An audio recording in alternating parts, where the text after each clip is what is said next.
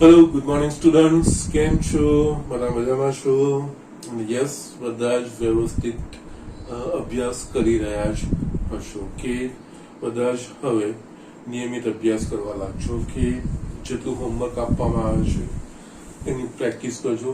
એના દાખલા ફરજિયાત કરવાના છે. અને યસ, તમારામાંથી ઘણા બધા લોકો હજુ પણ હોમવર્ક સબમિટ નથી કરાવી રહ્યા, તો મહેરબાની કરીને યસ રેગ્યુલર હોમવર્ક કરીને સબમિટ કરાવતા જાઓ. ઓકે, નાવ અહીંયા આપણે લાસ્ટ લેક્ચરમાં સંકલનનો ઉપયોગ એનામાંથી બોર્ડમાં પૂછાયેલા જે દાખલા હતા દરેક વસ્તુ બતાવી દીધું છે. હવે આજે આપણે એક નવું ચેપ્ટર એટલે કે ચેપ્ટર 9 વિકલ સમીકરણ એ શરૂઆત કરીએ. ઓકે, નાવ એમ જોવા જાવ તો વિકલ સમીકરણ બીજું કઈ જ નથી. આપણે અત્યાર સુધી સંકલન અને વિકલન ભણ્યા છીએ ને, એનું જ એક્સટેન્શન છે. યસ, થોડું ઓલમોસ્ટ સંકલન જ છે. ઓકે, ફક્ત એમાં થોડો ફેરફાર કરવાનો છે. અને યસ, સરળ છે, મજા આવે એવું પણ છે.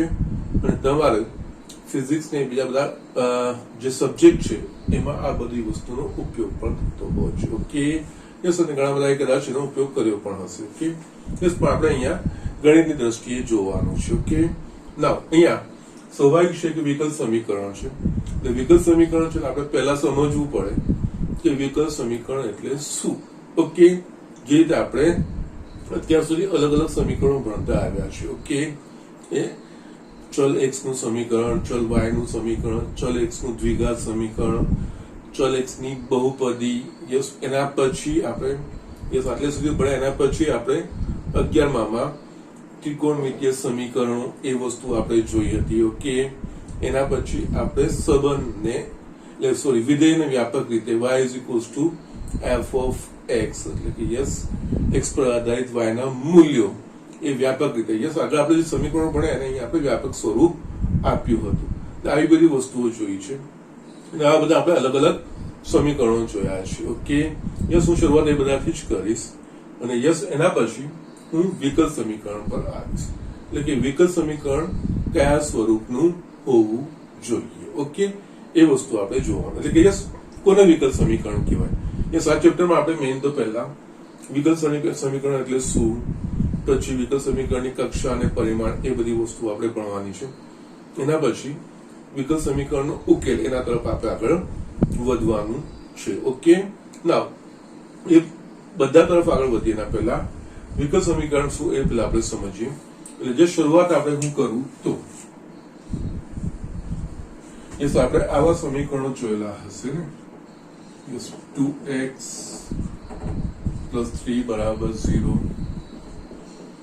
x² - x -6 = 0. યસ, હવે આ બધું જોયું છે. sin x - cos x = 0. આના સિવાય આપણે વ્યાપક રીતે અહીંયા આઈ y f of x, y f of x એટલે કે x પર આધારિત y નું સમીકરણ. આમાં આપણે આ રીતે પણ જોયું છે. y બરાબર x² + 3x + 2, y બરાબર sin x + cos x. આવું બધું ઘણી બધી આપણે જોયું છે. યસ, y = log x આખાનો વર્ગ + e⁻x. યસ, આવું બધું આપણે ભણી ગયા છે.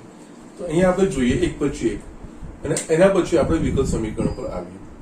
અહીંયા આપણે જોઈએ તો આ પહેલું સમીકરણ ચલ x નું સુરેખ સમીકરણ, આ બીજું ચલ x નું દ્વિઘાત સમીકરણ. યસ, આ ચલ x પર આધારિત ત્રિકોણમિતીય સમીકરણ. ઓકે, યસ, આ બધી વસ્તુમાં શું હતું તો આપણે ચોક્કસ જે સમીકરણ છે એમાંથી x ના મૂલ્યો શોધવા. જે x ના મૂલ્યો આ સમીકરણનું સમાધાન કરે એને આ સમીકરણનો ઉકેલ કહેતા હતા.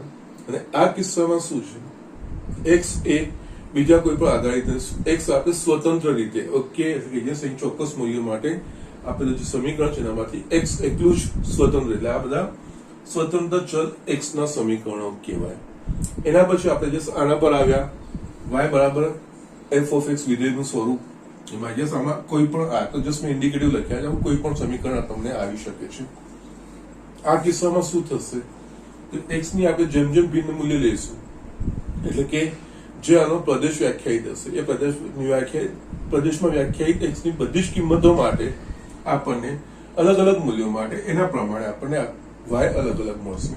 યસ x નું મૂલ્ય જેમ બદલશે એ પ્રમાણે y નું મૂલ્ય એના પર આધારિત મળશે. યસ ત્રણેયમાં આ વસ્તુ થશે. ઓકે, તો યસ આ પ્રકારનું જે સમીકરણ હોય એ આ સમીકરણમાં આ x એ સ્વતંત્ર ચલ કહેવાય અને યસ y એ અવલંબી ચલ કહેવાય. Okay, y is equals to f of x. y A x નું કોઈ સમીકરણ છે, એનો અર્થ x એ સ્વતંત્ર ચલ છે, એટલે કે યસ આપણે એની અલગ અલગ કિંમત લઈએ અને એના પર y ની કિંમત આધાર રાખે છે. ઓકે, એટલે y એ અવલંબી ચલ, એટલે યસ આ સ્વતંત્ર ચલના સમીકરણો હતા, આ અવલંબી ચલના સમીકરણો છે. ઓકે, યસ, એટલે અમુકમાં ફક્ત સ્વતંત્ર ચલ આવે છે, જ્યારે સ્વતંત્ર ને અવલંબી બંને ચલો આવે છે. ઓકે, આવા સમીકરણો જોયા છે. ઓકે, નાઉ હવે આપણે આમાં જસ્ટ અલગ રીતે થોડું જોઈએ.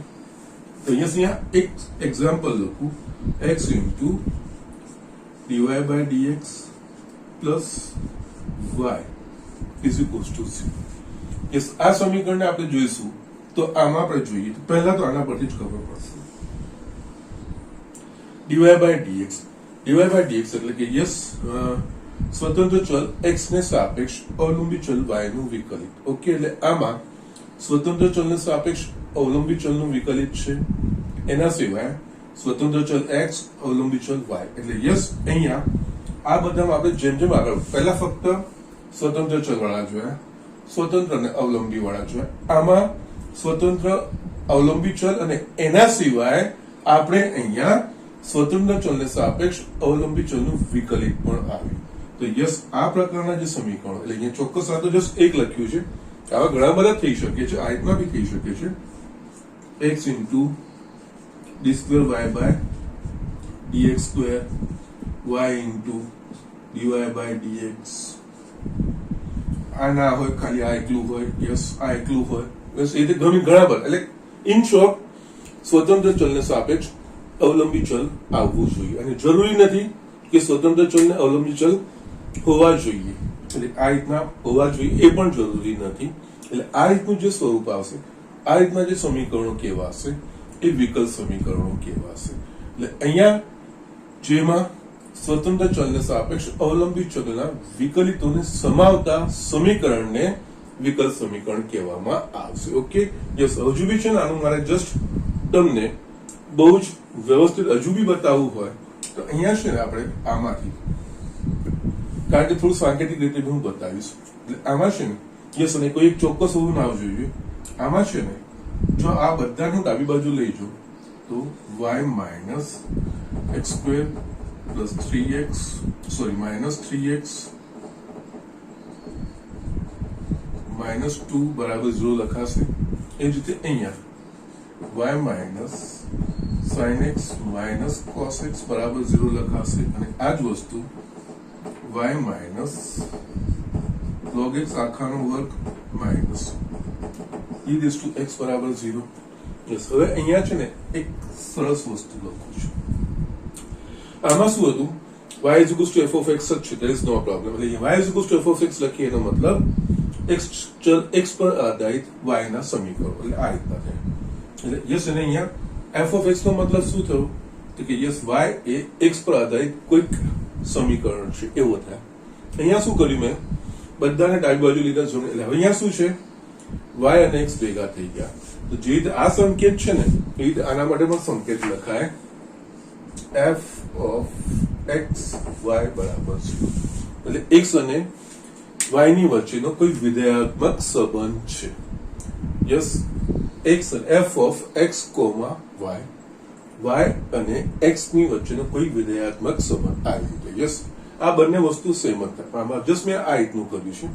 એટલે જસ્ટ ઘણી બધી વાર છે ને આપણે x અને y ને આપણે છૂટા ના કરી શકતા હોય એ રીતનું આ રીતનું હોય, x square minus 3xy plus y square બરાબર 0. તો આ બીજું કઈ જ નહીં, f of xy બરાબર વ્યાપક રીતે આ રીતના જે સમીકરણો હશે બધા ઓકે, આ પણ આવી શકે. આ બધાને આપણે આ રીતે લખી શકીએ. એટલે કે જસ્ટ આપણે જ્યારે f of xy લખીએ તો x અને y ચલોને જોડતું કે એમની વચ્ચેનો આંતર સંબંધ, કોઈક સમીકરણ એમની વચ્ચેનું હશે એવું આપણે કહી શકીશું. તો યસ, અહીંયા આ જ વસ્તુ જો મારે અહીંયા પરિવર્તિત કરવું હોય, આ જ વસ્તુ જે અહીંયા કન્સેપ્ટ મેં ડેવલપ કર્યો, એ જ વસ્તુને જો મારે વિકલ સમીકરણમાં જો કરવું હોય તો વિકલ સમીકરણમાં શું હોય તો કે ચલ, સ્વતંત્ર ચલ, અવલંબી ચલ અને સ્વતંત્ર ચલને સાપેક્ષ અવલંબી ચલના વિકલિતો. એટલે યસ, જો આને મારે આ સાંકેતિક રીતે બતાવવું હોય ને તો you can write like this: capital F flow or small f flow, there is no problem. F of x y dy by dx d square by dx square. Yes, તમે છેક સુધી જેટલા, એવું જરૂરી નથી બધી વસ્તુ હોય, n કક્ષાનું વિકલિત.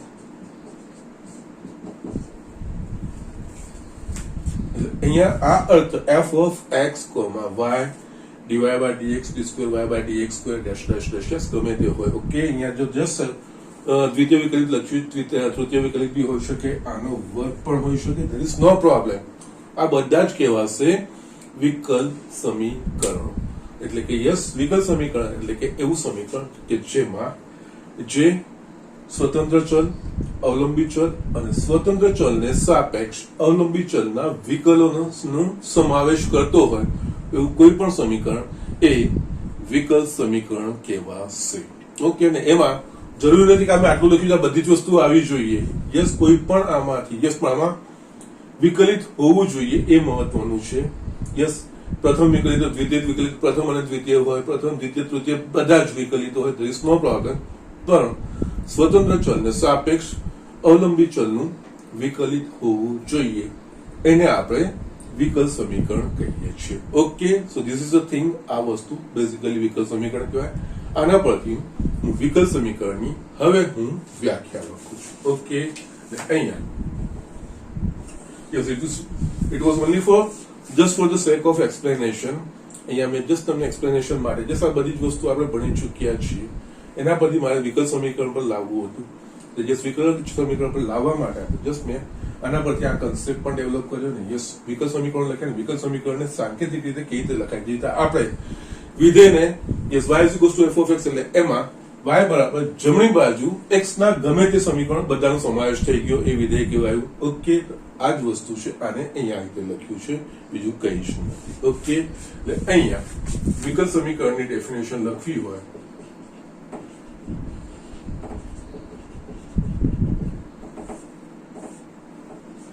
યસ, સ્વતંત્ર ચલને સાપેક્ષ અવલંબી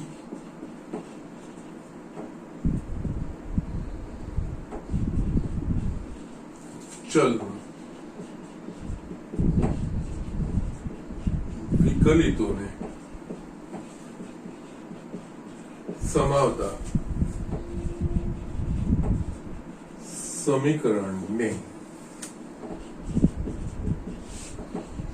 વિકલ સમીકરણ કહેવાય. સાંકેતિક રીતે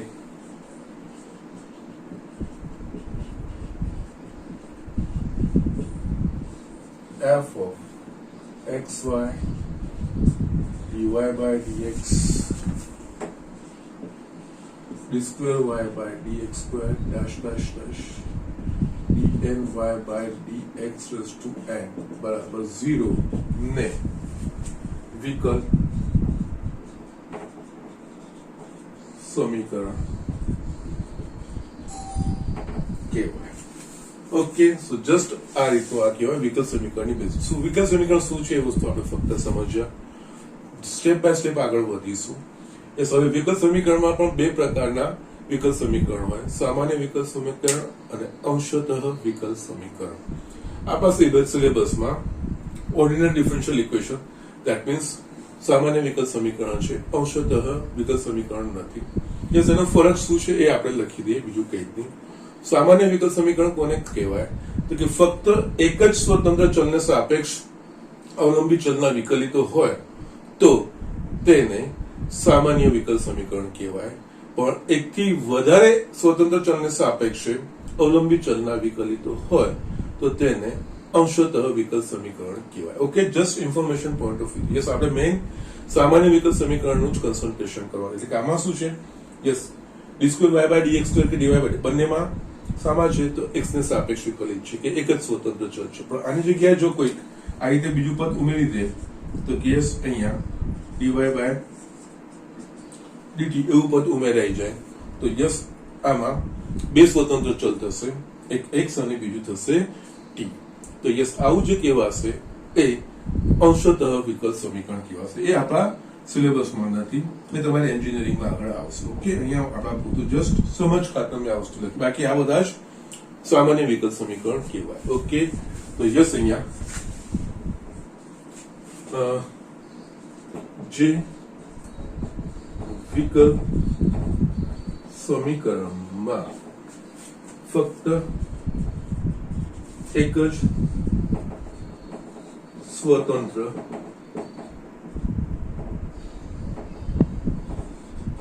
ચલને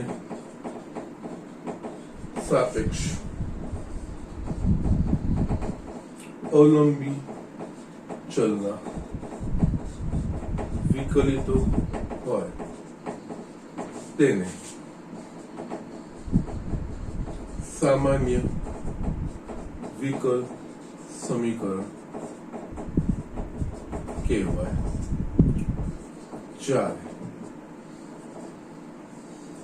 જે વિકલ સમીકરણમાં એક કરતા વધારે સ્વતંત્ર ચલને સાપેક્ષ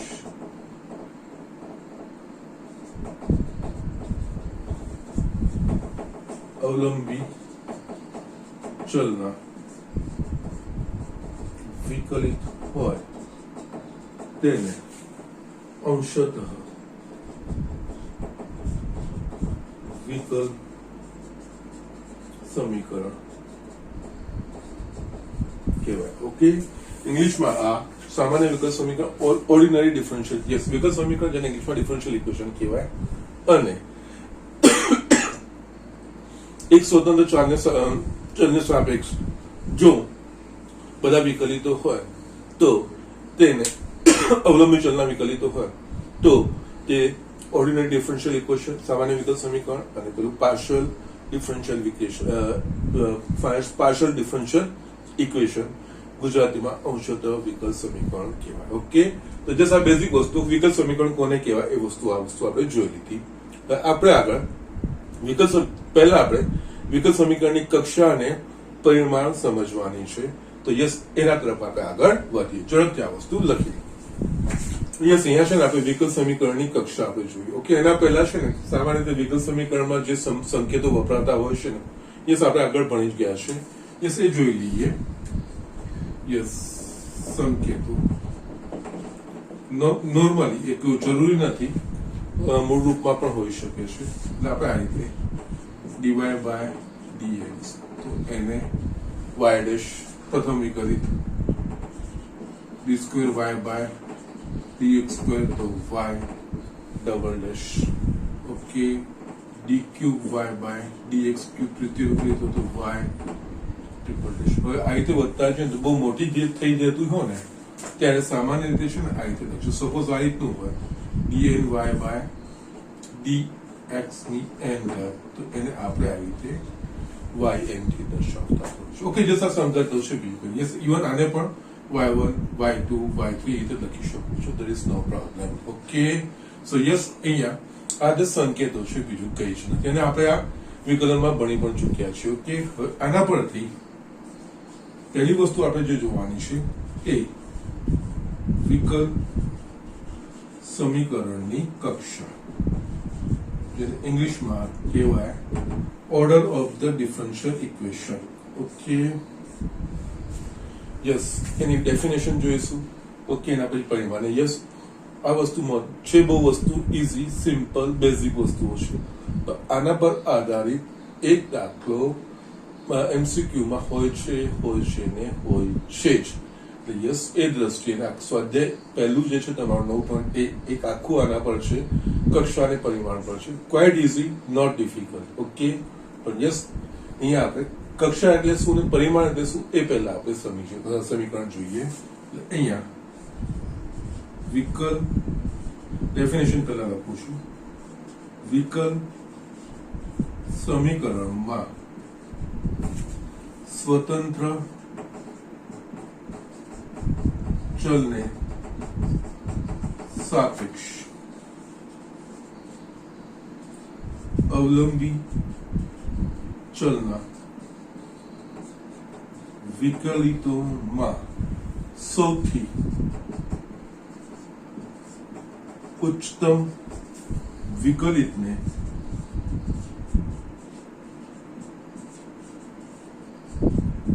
વિકલ સમીકરણની કક્ષા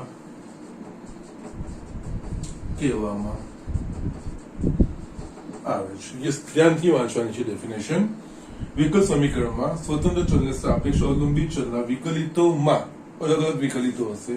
સૌથી ઉચ્ચતમ વિકલિત એટલે કે yes highest order derivative. Okay, ને તે વિકલ સમીકરણની કક્ષા કહેવામાં આવે છે. ઓકે, જસ્ટ આપણે થોડી એક્ઝામ્પલથી ફક્ત પહેલા એક્ઝામ્પલથી સમજીશું. દાખલા તરીકે યસ આપણે જસ્ટ આગળ જે સમીકરણ લખ્યું હતું એનું છે x dy/dx plus y is equals to 0.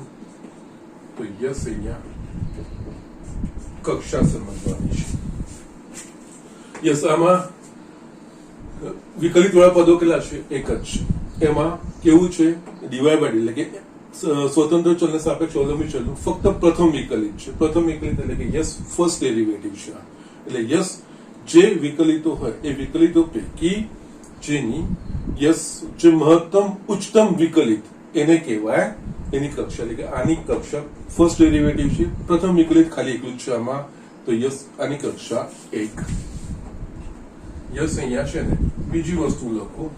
આ વસ્તુ x into d2y/dx2 plus dy/dx આખાનો ઘન બરાબર c. આ સમીકરણ લખ્યું. યસ, અહીંયા છે ને આ ફરક પણ સમજજો તમે. અહીંયા મેં આ લખ્યું છે ને dy/dx આખાની 3 ઘાત is not equals to d2y/dx3 બંનેમાં ફરક છે. આ dy/dx આખાની 3 ઘાત છે, જ્યારે આ સ્વતંત્ર ચલ એટલે સ્વતંત્ર ચલને સાપેક્ષ અવલંબી ચલનું ત્રીજું વિકલિત છે. જ્યારે અહીંયા પ્રથમ વિકલિતની ઘાત 3 ઘાત છે. યસ, આ વસ્તુ સમજ એટલે આ વસ્તુ ફરક સમજવાની. યસ, એટલા માટે જ મેં આજે એક્ઝામ્પલ લીધો છે. અહીંયા આપણે જોઈએ તો x into d2y/, આમાં જોઈએ તો યસ આપણને ખબર છે જસ્ટ જે બેઝિક વિકલ સમીકરણ આપણે જોયું છે એમાં તો કે સ્વતંત્ર ચલને સાપેક્ષ અવલંબી ચલના વિકલિતો એ ગમે તે વિકલિતો હોઈ શકે. યસ, અહીંયા dy/dx d2y/ બધા બંને સ્વતંત્ર ચલને સાપેક્ષ અવલંબી ચલના વિકલિતો છે. હવે આની કક્ષા એટલે કે ઉચ્ચતમ વિકલિત. ઉચ્ચતમ વિકલિત કયું છે? અહીંયા આમાં બે વિકલિતો છે, એક dy/dx છે અને બીજું d2y/dx2 છે. ઓકે, તો યસ આમાં જે ઉચ્ચતમ વિકલિત એટલે કે યસ હાઈએસ્ટ ઓર્ડર ડેરિવેટિવ તો યસ શું છે? દ્વિતીય વિકલિત છે. એટલે દ્વિતીય વિકલિત મોટામાં મોટું વિકલિત છે. તો યસ આની કક્ષા થશે 2. યસ, આ સમજો. મેં એટલા માટે જ આ વસ્તુ મેં લીધી છે, એટલા માટે જ મેં આ એક્ઝામ્પલ લીધો છે. ઓકે, સો જસ્ટ આ રીતે હોય. સ્ટીલ જો આમાં આ રીતનું પણ હોય x into d2y/dx2 આખાનો વર્ગ પ્લસ કોઈ બી વાંધો નથી dy/dx આખાનો ઘન બરાબર 0. તો યસ અહીંયા પણ કક્ષા જોશો તો કક્ષા બીજી છે. ઉચ્ચતમ વિકલિત એની ઘાત અહીંયા ઘાતનો અર્થ દ્વિતીય વિકલિત આખાનો વર્ગ છે. યસ, આ 4 ચોથું વિકલિત ના થઈ જાય. ઓકે, તો યસ અહીંયા વિકલ સમીકરણમાં યસ સ્વતંત્ર ચલને સાપેક્ષ અવલંબિત ચલના વિકલિતોમાં સૌથી ઉચ્ચતમ એટલે હાઈએસ્ટ ઓર્ડર ડેરિવેટિવ યસ એ એની કક્ષા કહેવાય. ઓકે, આની કક્ષા પણ તમારી થશે 2 જ. Okay, so these are the things.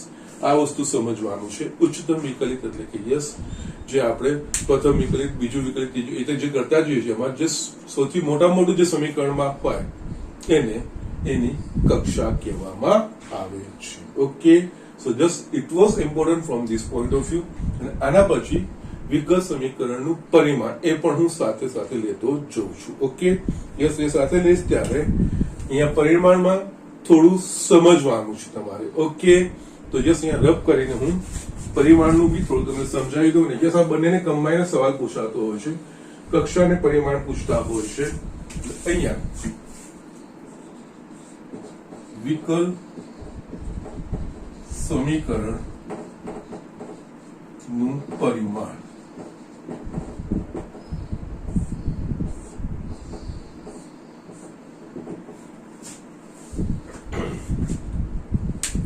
Okay. નાઉ વિકલ સમીકરણનું પરિમાણ. ઓકે,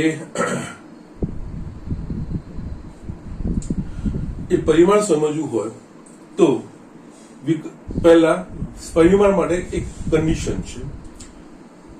વિકલ સમીકરણ નું પરિમાણ શોધવા માટે વિકલ સમીકરણ એ વિકલિતોના બહુપદીના સ્વરૂપમાં હોવું જોઈએ. યસ, આના પર આવું છું, પછી હું આગળ વધીશ.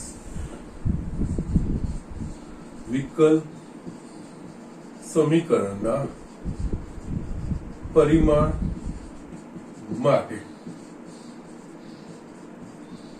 વિકલ સમીકરણ વિકલિતોના બહુપદીના સ્વરૂપમાં હોવું જોઈએ. યસ, આ છે ને, આ વસ્તુ આપણે પહેલા ક્લિયર કરીએ કે વિકલિતોનું બહુપદીનું સ્વરૂપ કેવી રીતે વિકલ સમીકરણ. એટલે કે યસ, અહીંયા આપણે જયારે એક્સ ની વાત કરતા હોઈએ છીએ ને ત્યારે આપણે આ રીતે લખતા હોઈએ છીએ. યસ, વિકલોની મીન્સ ચલ એક્સ ની બહુપદી તો આપણે આ રીતે લખતા હોઈએ છીએ 3x² + 2x + 3 બરાબર 0, 3x ની 5 ઘાત 4x³ + 5 = 0. આને કહેવાય યસ ચલ x ની બહુપદી, એટલે કે x ની અલગ અલગ ઘાતો હોવી જોઈએ. અને આમાં પણ જો આ રીતનું હોય 3x⁵ / 4x³ + 5 = 0 તો આ ચલ x ની બહુપદી ના કહેવાય. આ ચલ x યસ ઘાત ધન પૂર્ણાંક હોવી જોઈએ. ઓકે, એને કહેવાય બહુપદીનું સ્વરૂપ. એટલે યસ, આને ચલ x ની બહુપદી ના કહેવાય, આ બંને ચલ x ની બહુપદી કહેવાય.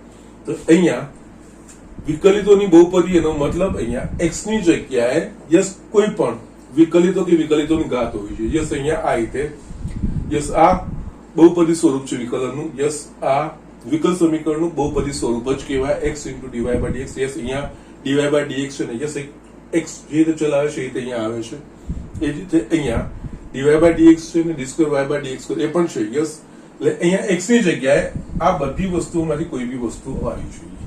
ઓકે, યસ, અહીંયા x અને y તો છે પણ યસ આને બહુપદી સ્વરૂપ, આ બધા જ બહુપદી સ્વરૂપ છે. ઓકે, વિકલિતોની બહુપદી સ્વરૂપ જ છે. એમાં dy/dx પછી dy/dx સિમ્પલ હોય, એની ઘાત હોય.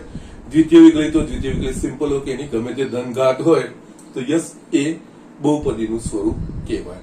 જો ઇન કેસ ના હોય, સીધું ના આપેલું હોય, ઓકે, તો પહેલા એને આપણે બહુપદીમાં ફેરવવાનો પ્રયત્ન કરવાનો.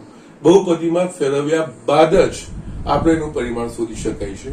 અને ઇન કેસ જો બહુપદીમાં ફેરવાય એવું સ્વરૂપ ના હોય તો એક સ્થિતિમાં એ વિકલ સમીકરણનું પરિમાણ વ્યાખ્યાયિત નથી. જસ્ટ આ સમજો. કક્ષા ધેટ ઇઝ ફાઇન એ હશે પણ પરિમાણ વ્યાખ્યાયિત હોય એ હંમેશા જરૂરી નથી. યસ, કોઈ બી વિકલ સમીકરણમાં સ્વતંત્ર ચલને સાપેક્ષ અવલંબી ચલના વિકલિતો હોય તો યસ એ વિકલ સમીકરણ કહેવાય. એ વિકલ સમીકરણમાં ઉચ્ચતમ કક્ષાનું જે વિકલિત હશે એની કક્ષા એ રીતે વ્યાખ્યાયિત થઈ પણ જશે. એટલે વિકલ સમીકરણમાં કક્ષા હંમેશા વ્યાખ્યાયિત થશે, પરંતુ પરિમાણ વ્યાખ્યાયિત થવા માટેની શરત છે કે પરિમાણ ત્યારે જ નક્કી થાય કે જ્યારે એ વિકલિતોની બહુપદીના સ્વરૂપમાં હોય અને વિકલન બહુપદીના સ્વરૂપમાં હોય પછી જે વસ્તુ એ શું છે એ આપણે જોઈએ છે.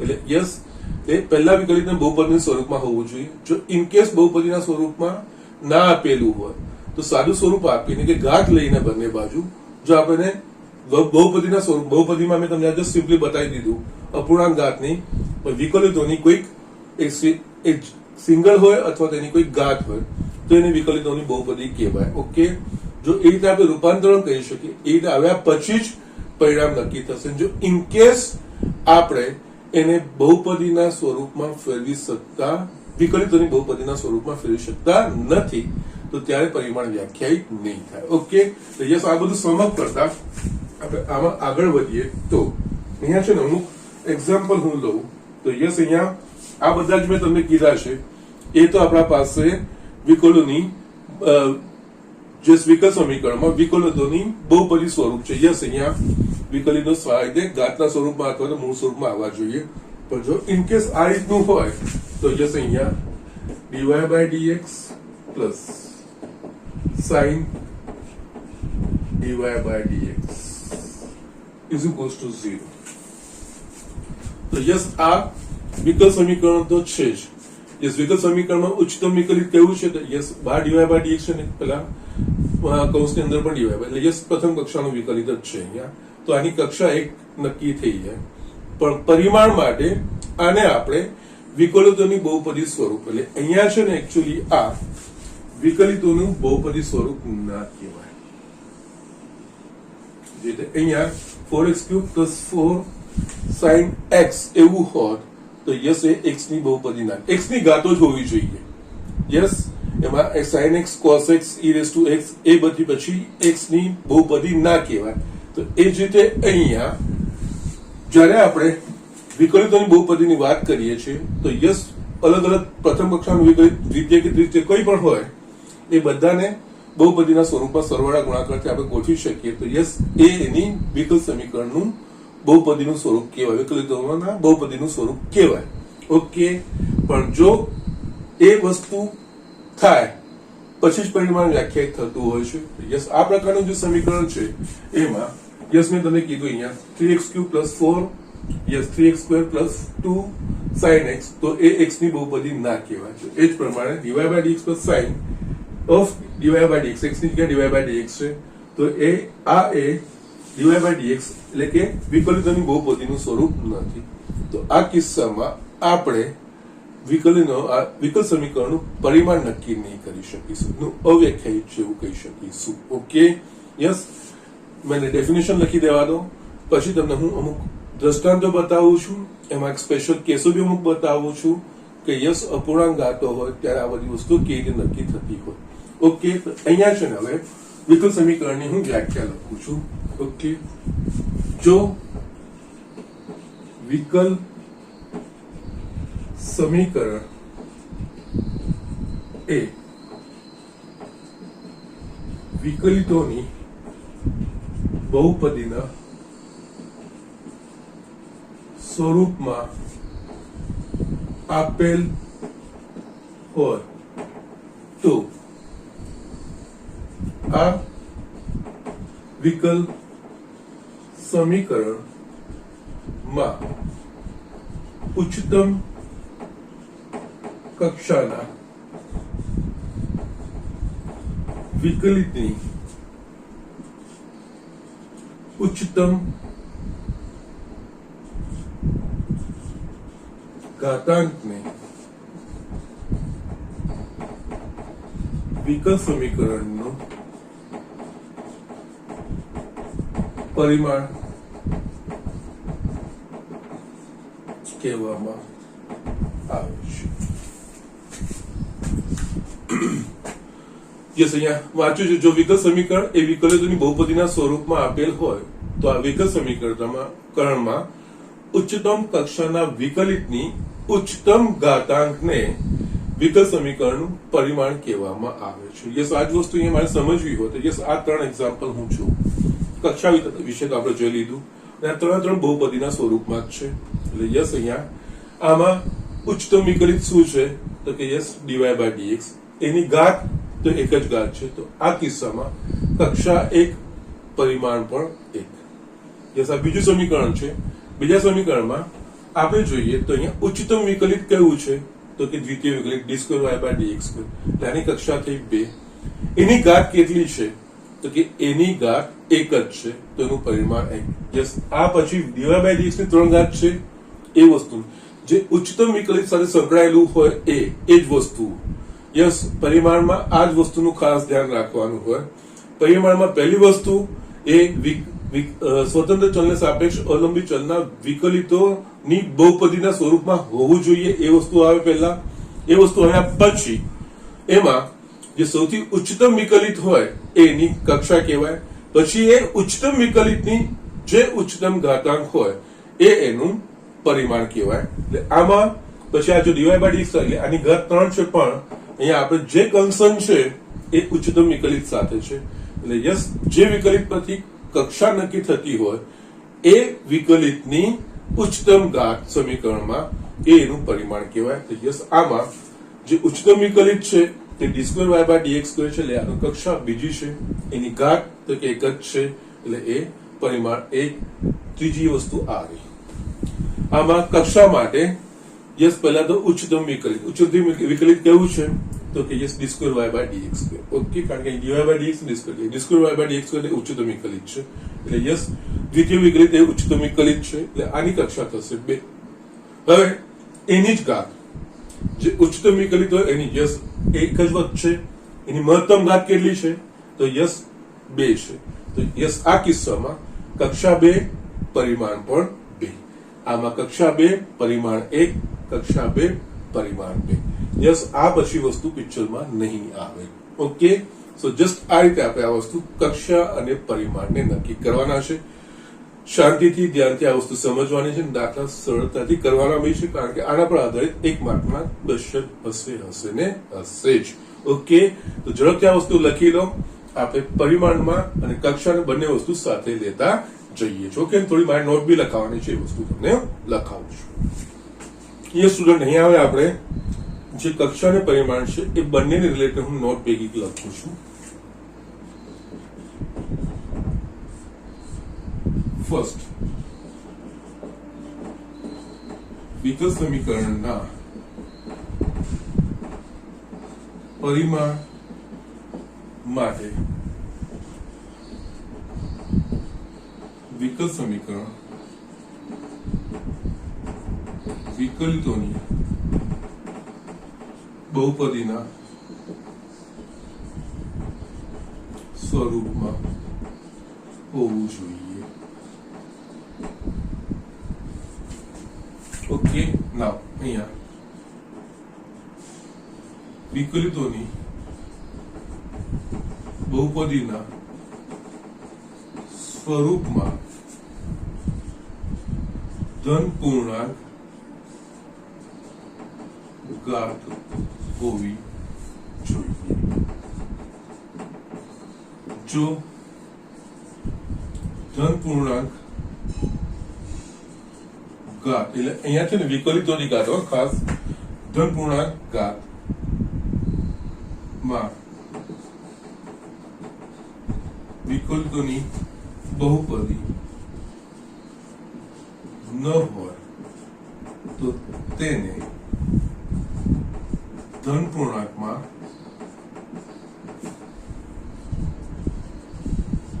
ફેરવ.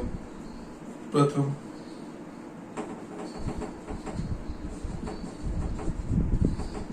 ધન પૂર્ણાંકમાં ફેરવવામાં આવે છે. ત્રીજું, જો વિકલ સમીકરણ વિકલિતોના બહુપદીના સ્વરૂપમાં ન ગોઠવી શકાય તો વિકલ સમીકરણનું પરિમાણ વ્યાખ્યાયિત નથી. ચોથી વસ્તુ, વિકલ સમીકરણની કક્ષા અને પરિમાણ જો અસ્તિત્વ ધરાવતું હોય તો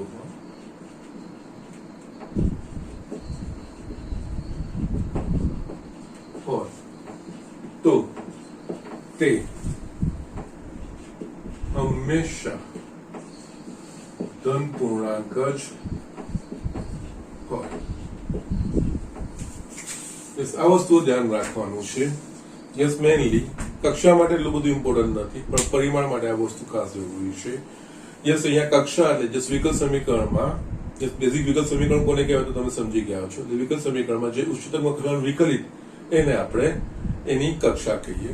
પછી એ વિકલ સમીકરણને જો વિકલિતોને બહુપદીના સ્વરૂપમાં ગોઠવાયેલું છે તો કોઈ પ્રોબ્લેમ નથી, પણ જો બહુપદીના સ્વરૂપમાં આપણે ગોઠવી ના હોય તો આપણે ગોઠવીએ તો યસ, અહીંયા એ કિસ્સામાં પછી જે ઉચ્ચતમ વિકલિત હોય એની મહત્તમ ઘાતાંક એનું પરિમાણ કહેવાશે. ઓકે, ના અહીંયા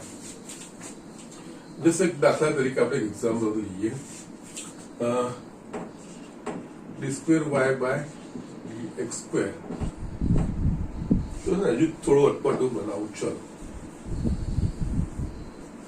3 plus x plus d² y/ dx² ની 3/4 બરાબર 1 y plus no problem dq y by dx cube ની 1/3. હવે અહીંયા તમને કહે કે આનું કક્ષા અને પરિમાણ શોધો. તો જે કક્ષા માટે તો જે આ સમીકરણમાં જે ઉચ્ચતમ કક્ષાનું વિકલિત છે, ઉચ્ચતમ કક્ષાનું વિકલિત અહીંયા ત્રીજું એટલે કે d³ y by dx cube છે. એટલે આની કક્ષા 3 થઈ ગઈ. પરિમાણ હોય, પરિમાણ શોધવા માટે પહેલા તો એ યસ વિકલિતોની બહુપદીના સ્વરૂપમાં હોવું જોઈએ, જે અહીંયા નથી. આ અપૂર્ણાંક ઘાતો પણ છે. અને યસ અહીંયા બીજું એ આપણે યસ જે રીતે x ની બહુપદી હોય છે, x² સાથે કોઈ અચળો ગુણાય નહીં. યસ, એ રીતે છે. એ પછી અચળ કોઈ પણ સંખ્યા, વાસ્તવિક સંખ્યા હોઈ શકે છે કે એનો સહગુણક કે કોઈ પણ વાસ્તવિક સંખ્યા હોઈ શકે, પણ x ની બધી જ ઘાતો ધન પૂર્ણાંક હોવી જોઈએ. ઓકે, એ એનું બહુપદી સ્વરૂપ. એ જ પ્રમાણે અહીંયા વિકલિતો કોઈ પણ હોઈ શકે, પ્રથમ વિકલિત હોય, દ્વિતીય વિકલિત, તૃતીય કોઈ પણ વિકલિત હોઈ શકે, પણ એ જે બી ગોઠવાયેલા હોય એ બધા જ યસ એની ઘાતો એક ધન પૂર્ણાંક હોય એ પ્રકારનું ને યસ ગુણાંકના સ્વરૂપમાં આવવું જોઈએ. ઓકે, તો યસ અહીંયા એ વસ્તુ નથી. તો પહેલા અહીંયા એને વિકલિતોની બહુપદીના સ્વરૂપમાં ફેરવવાનો પ્રયત્ન કરવાનો. વિકલિતોની બહુપદીના સ્વરૂપમાં ફેરવવાનો પ્રયત્ન કરવાનો. યસ, અહીંયા જોઈએ તો 3/4 ને 1/3. અહીંયા છેદમાં શું છે? 2 અને 3. તો યસ, 2 અને 3 નો લસાઅ શું? 6. બંને બાજુ જો 6 ઘાત લઈશું ને તો જ આપણે એને એક પૂર્ણાંક ઘાતના સ્વરૂપમાં ફેરવી શકીશું. એટલે અહીંયા આપણે x plus d² y by dx² આખાની 3/4 આખાની 6 ઘાત લઉં છું is equals to y plus dq y by dx³ આખાની 1/3 ની 6 ઘાત. એટલે આ શું થશે? 2 × 6 એટલે આ લખાશે x plus d² y by dx² અહીંયા આખાની 9 ઘાત બરાબર અહીંયા y plus d² y by dx³ આખાની 2 ઘાત. ઓકે, યસ, આ વસ્તુ આપણને મળશે. તો યસ, હવે અહીંયા જોઈએ તો યસ, હવે તમે જો આનું તમારે કંઈક છૂટું નથી કરવાનું, પણ અહીંયા જો આનું વિસ્તરણ કરશો તો આની વધારે ઘાત કેટલી થઈ શકે? d² y by dx² ની 9 ઘાત થઈ શકે. એ રીતે અહીંયા dq, સોરી, આનું જો વિસ્તરણ કરશો તો યસ આની મોટા મોટી ઘાત શું થઈ શકે? 2 ઘાત થઈ શકે. અને યસ આપણે અહીંયા જે ઉચ્ચતમ વિકલિતો એના સાથે જ લેવા દેવા છે. તો યસ અહીંયા કક્ષા તો કે 3, પરિમાણ તો કે યસ વિસ્તરણ કરશો, વિસ્તરણ કરવાની કોઈ જરૂર નથી, આ તમને ખબર છે. x plus y whole square નું યસ અહીંયા 9 ઘાતનું કંઈક વિસ્તરણ કરવાની કોઈ જરૂર નથી, પણ જો હોય તો આની મહત્તમ ઘાત 9 જ આવે. ઓકે, પણ અહીંયા ઉચ્ચતમ વિકલિત આ છે, આ સમીકરણ પર આપણે ધ્યાન રાખવાનું. અને યસ, બધામાં હવે પૂર્ણાંક ઘાતો આવી જશે. વિકલિતો જે બી આવશે બધાની ઘાતો પૂર્ણાંક ઘાત થઈ જશે. યસ, અહીંયા આની મહત્તમ ઘાત 2 થશે. પરિમાણ. સો જસ્ટ આ રીતે પરિમાણ માટે થોડું ધ્યાન રાખવાનું છે. ઓકે, એટલે આ રીતે કક્ષા અને પરિમાણ એટલે અહીંયા. અને જો ઘણા બધા કિસ્સાઓમાં એવું હોય છે કે આ રીતનું બી હોય ને, તમારી પાસે સમીકરણ આ રીતનું થશે, dy by dx plus e raised to dy by dx is equals to 5. તો યસ, આનું બી જો તમે વિકલ સમીકરણ તો કહેવાય જ, કારણ કે આમાં વિકલિતનો સાપેક્ષ, સ્વતંત્ર ચલન સાપેક્ષ અવલંબી ચલનો વિકલિત તો છે જ. પણ અહીંયા યસ, અને એક એવું છે તો કે પ્રથમ કક્ષાનું જ વિકલિત શાખામાં, તો યસ એની કક્ષા એક નક્કી થઈ ગઈ. પરિમાણ માટે પહેલા બહુપદીનું સ્વરૂપ, અહીંયા e ની x ઘાત x સ્ક્વેર વત્તા e ની x ઘાત એ x ચલ x નું બહુપદી ના કહેવાય. તો અહીંયા dy by dx plus e ની dy by dx ઘાત એ એની વિકલિતોની બહુપદીનું સ્વરૂપ નથી. અને યસ, ગોઠવી પણ નહીં શકાશે. ભલે તમે 5 માઇનસ dy by dx પછી બંને બાજુ લોગ લેશો તો પછી લોગની અંદર પેલું આવી જશે. તો યસ, dy by dx છૂટું તો થશે પણ જમણી બાજુ લોગની અંદર આવી જશે 5 minus dy by dx. Okay, તો યસ, એ બી જે વિકલિતો છે એની બહુપદીનું સ્વરૂપ કહેવાશે નહીં. તો યસ, આ કિસ્સામાં જે બીજું સમીકરણ લખ્યું એમાં કક્ષા એક થશે પણ પરિમાણ વ્યાખ્યાયિત નહીં થાય. ઓકે, પરિમાણ વ્યાખ્યાયિત માટે આ શરત છે, વિકલ સમીકરણ વિકલિતોના બહુપદીના સ્વરૂપમાં હોવું જરૂરી છે. યસ, અહીંયા નતું પ્રયત્નથી લાવી દીધું, યસ એ આવી ગયો તો યસ એ લાવવાનું, પછી એના પરથી આપણે કક્ષાને પરિમાણ શોધ્યું. પણ આ કિસ્સામાં એ વસ્તુ શક્ય જ નહીં બનશે. એટલે કે બહુપદીના સ્વરૂપમાં ગોઠવવાનું શક્ય જ બનશે નહીં. તો એ કિસ્સામાં એનું પરિમાણ વ્યાખ્યાયિત થશે નહીં. જસ આ બેઝિક વસ્તુ ધ્યાન રાખવાની છે અને એના પરથી સ્વાધ્યાય 9.1 આખું છે. આપણે થોડાક દાખલાઓ ઉદાહરણના જોઈએ. એ સ્ટુડન્ટ, અહીંયા મેં 3 દાખલા લખ્યા છે. જો વ્યાખ્યાયિત હોય તો નીચેના વિકલ સમીકરણની કક્ષા અને પરિમાણ શોધો. ઓકે, નાઉ પહેલા તો dy by dx minus cos x બરાબર 0. ઓકે, યસ, આ વિકલ સમીકરણ પણ છે, કારણ કે યસ dy by dx કે યસ એવા કોઈ બધા વિકલિતો હોવા જોઈએ. યસ, એટલે વિકલ સમીકરણ છે. યસ, ઉચ્ચતમ વિકલિત કહેવું છે એટલે કે x ને સાપેક્ષ y નું જે ઉચ્ચતમ વિકલિત હોય તો કે યસ એક જ છે dy by dx. એટલે યસ, અહીંયા આની કક્ષા, કારણ કે પ્રથમ કક્ષાનું વિકલિત છે dy by dx છે એટલે યસ પ્રથમ કક્ષાનું વિકલિત એટલે યસ જે ઉચ્ચતમ વિકલિત હોય એ. યસ, એના પછી પરિમાણ માટે આ આપેલું સમીકરણ એ વિકલિતોના બહુપદીના સ્વરૂપમાં ગોઠવાયેલું છે કે નહીં. તો કે યસ, અહીંયા આ વસ્તુને ધ્યાન નથી આપવું. જો તમને અહીંયા બાજુમાં જો આ રીતે લખું ને x square minus cos x બરાબર 0, તો આ x ની બહુપદીનું સ્વરૂપ ના કહેવાય. ઓકે, પણ યસ, અહીંયા આની જે આ છે અહીંયા છે ને મેઇન dy by dx હોય, આ cos x છે પણ આ હોત cos dy by dx, તો યસ આ બહુપદીનું સ્વરૂપ ના કહેવાય.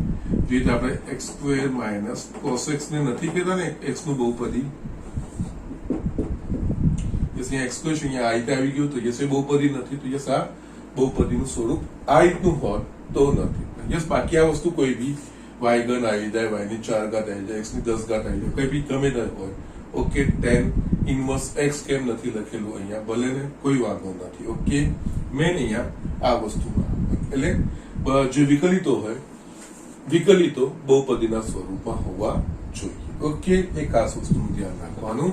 એટલે યસ, અહીંયા વિકલિત ફક્ત અહીંયા dy by dx જ છે અને યસ એ બહુપદીના સ્વરૂપમાં એટલે કે યસ x ની જે તે ઘાતો હોય એ પ્રમાણમાં ગોઠવાયેલું છે. બાકી તો બધા વાસ્તવિક અચળો થઈ જશે. ઓકે, યસ, એટલે અહીંયા છે જે વિકલિતોના બહુપદીના સ્વરૂપમાં, તો યસ એનું પરિમાણ માટે જે ઉચ્ચતમ કક્ષાનું વિકલિત હોય એની ઉચ્ચતમ ઘાત, યસ આની એક જ ઘાત છે, યસ આનું પરિમાણ એક જ થશે. નેક્સ્ટ પર આવીએ તો xy into d square y by dx square plus x into dy by dx whole square minus y into dy by dx. Yes, સ્પષ્ટ દેખાય છે કે યસ આ બહુપદીના સ્વરૂપમાં ગોઠવાયેલા છે. યસ સ્વતંત્ર ચલને સાપેક્ષ અવલંબી ચલના અલગ અલગ વિકલિતો અહીંયા આપેલા છે. ઓકે, અને યસ એકલા અથવા એની ઘાતના સ્વરૂપ એટલે કે બહુપદીના સ્વરૂપમાં પણ આપેલા છે. ઓકે, નાવ અહીંયા કક્ષા માટે સૌથી ઉચ્ચતમ કક્ષાનું વિકલિત કયું? એટલે કે યસ પ્રથમ વિકલિત છે, દ્વિતીય વિકલિત, તૃતીય વિકલિત, મોટામાં મોટું વિકલિત કેવું છે? તો કે યસ આ છે દ્વિતીય વિકલિત.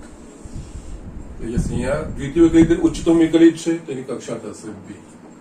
યસ બાકીનામાં એ જે ઉચ્ચતમ વિકલિત પછી એના પર ધ્યાન કોન્સન્ટ્રેટ કરવાનું હોય. એ ઉચ્ચતમ વિકલિતની ઘાત તો કે એક જ ઘાત છે. પરિમાણ આની જગ્યાએ જો તમને અહીંયા આનો કૌંસ કરીને એની 3 ઘાત લખ્યું હોત ને તો પરિમાણ 3 થઈ જતું. ઓકે, આનો કૌંસ કરીને જો વર્ગ લખ્યું હોત તો પરિમાણ 2. એટલે યસ અહીંયા એટલે મેં તમને કીધું dy/dx આખાનો વર્ગ અને d2y/dx એ બંનેમાં ફરક છે.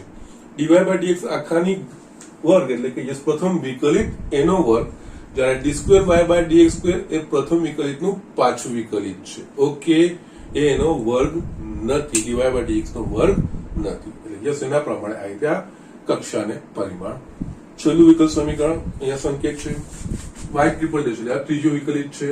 તૃતીય વિકલિત છે y2 plus e y dash એટલે e ની dy/dx એટલે કે પ્રથમ વિકલિત વાળી ઘાત છે. હવે અહીંયા જોઈએ તો ઉચ્ચતમ વિકલિત કયું? તો કે ત્રીજું વિકલિત y ટ્રિપલ ડેશ. ઓકે, તો યસ અહીંયા કક્ષા સીધી નક્કી થઈ જશે. કક્ષા બરાબર 3. પરિમાણની વાત આવશે. પરિમાણ માટે અહીંયા પહેલી શરત તો એ છે કે આ વિકલિતોની બહુપદીના સ્વરૂપમાં હોવું જોઈએ. અહીંયા y ડેશ એ ઘાતાંકમાં આવી જાય છે. તો યસ, અને અહીંયા એને સાદું સ્વરૂપ આપીને ગુણાકારના સ્વરૂપમાં પણ લાવી શકાય એવું નથી. એટલે કે આને આપણે વિકલિતોના બહુપદીના સ્વરૂપમાં ગોઠવી શકીએ એમ નથી, માટે એનું પરિમાણ વ્યાખ્યાયિત નથી. વિકલિતોના બહુપદીના સ્વરૂપમાં ના ગોઠવી શકાય એનું પરિમાણ ના હોય. યસ, પરિમાણ વ્યાખ્યાયિત નથી. તો યસ અહીં ધ્યાન રાખવાનું છે. નાનો એક વાર કમ્પલસરી હોય જ. યસ અહીંયા હું સ્વાધ્યાયના દાખલા તમને હોમવર્ક પણ યસ તમે પ્રયત્ન કરજો, કોઈ પ્રોબ્લેમ નથી.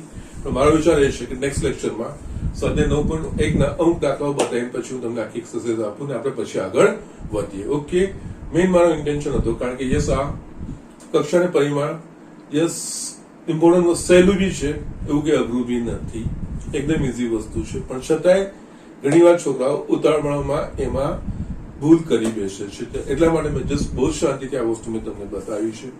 શું શું વસ્તુ હોઈ શકે મેં કન્ડિશનો બધી બતાવી છે. ધ્યાનથી આ બધી વસ્તુ વાંચજો. સ્વાધ્યાય 9.1 ના દાખલા થઈ શકતા હોય તો દાખલા કરવાનો પ્રયત્ન કરજો, કોઈ જ વાંધો નથી. નેક્સ્ટ લેક્ચરમાં હું અમુક 9.1 ના અમુક આ રીતના દાખલાઓ બતાવીને પછી હું તમને સ્વાધ્યાય આપીશ અને આગળ વધીશ. ઓકે, આજનું લેક્ચર હું અહીંયા ફિનિશ કરું છું.